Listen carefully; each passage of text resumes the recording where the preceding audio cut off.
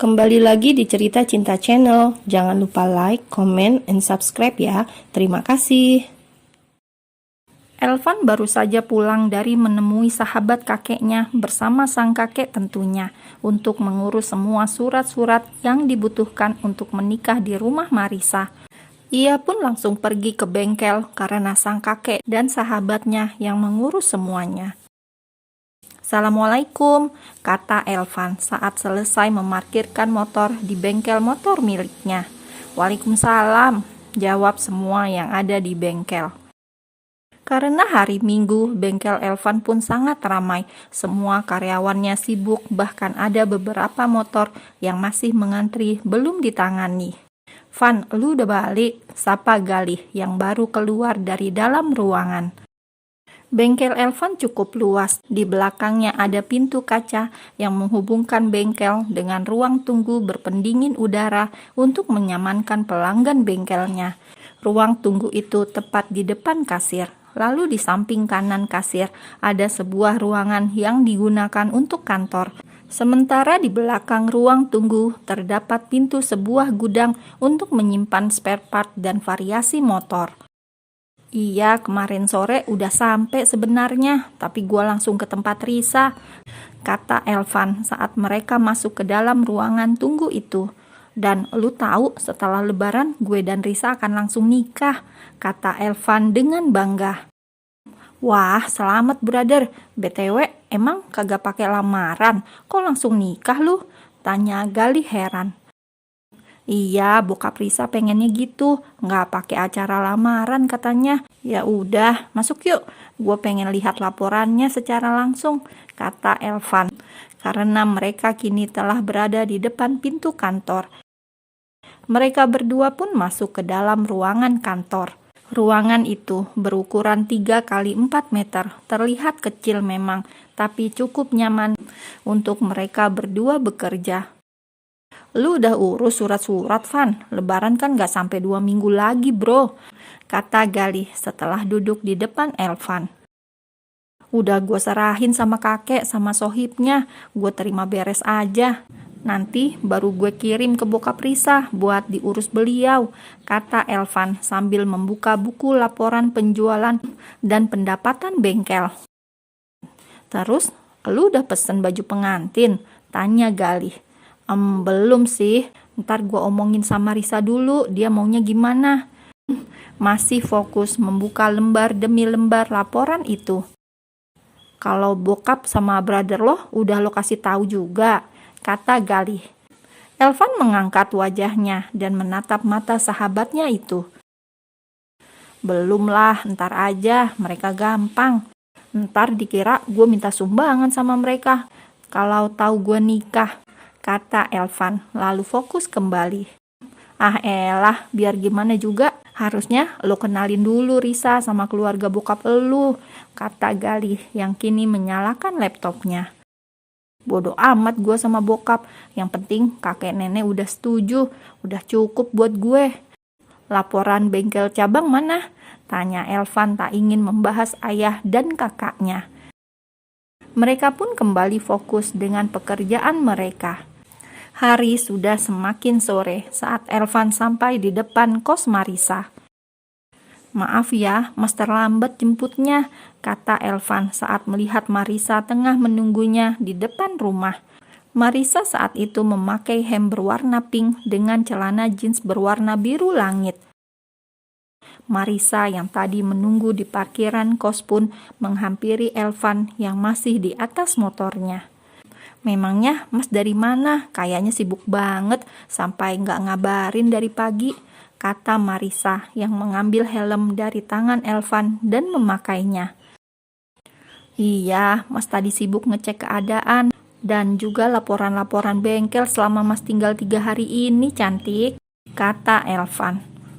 Iya, kata Marisa yang kemudian naik ke atas motor sport berwarna merah itu.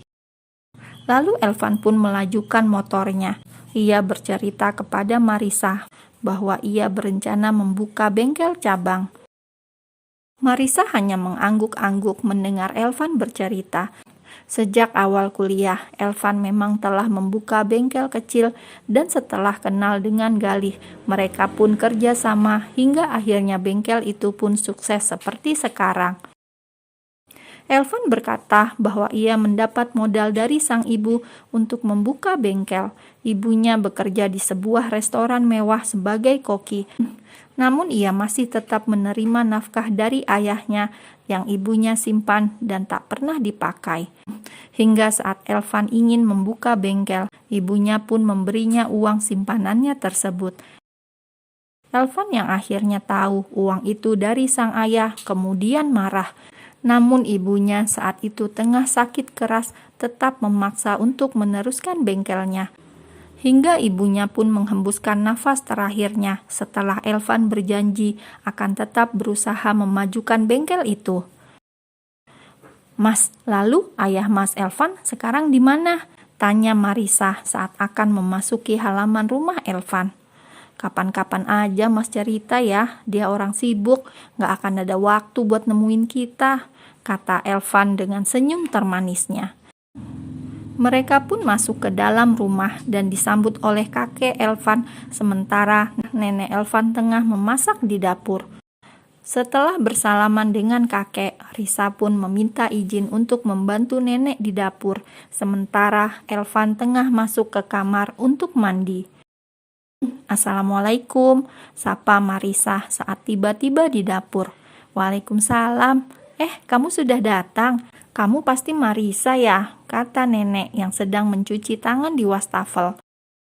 Marisa pun meraih tangan nenek dan mencium punggung tangan yang telah keriput itu. "Iya Nek, saya Risa," jawabnya dengan senyum yang semakin membuat wajah cantiknya mempesona. "Kamu cantik sekali Risa. Maaf tadi nenek tidak dengar kalau kamu sudah datang." "Maklum pendengaran nenek mulai berkurang," kata nenek Elvan dengan ramah. "Iya Nek, tidak apa. Nenek masak apa?" tanya Marisa. "Nenek baru selesai masak kari ayam. Sekarang kita bikin es campurnya sama-sama ya," kata nenek tersenyum. Marisa terus saja tersenyum. Rasanya sudah lama ia tak memasak bersama seorang wanita.